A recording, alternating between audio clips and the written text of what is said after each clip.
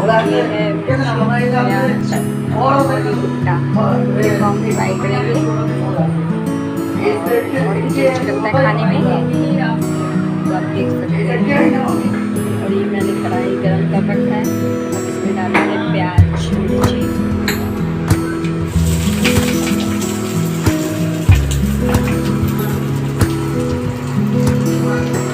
इसको लाल करके भूनेंगे और जो प्याज लाल होगा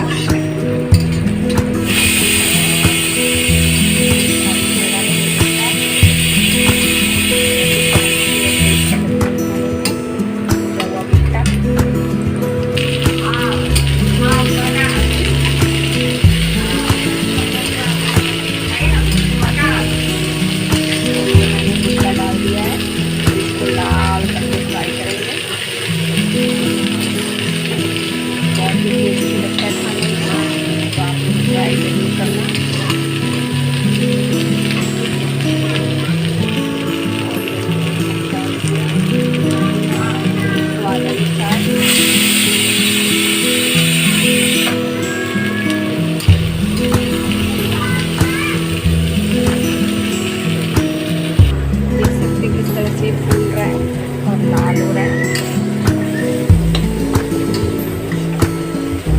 थोड़ा सा और लाल हो जाएगा। देख सकते हैं लाल हो गया है, निकाल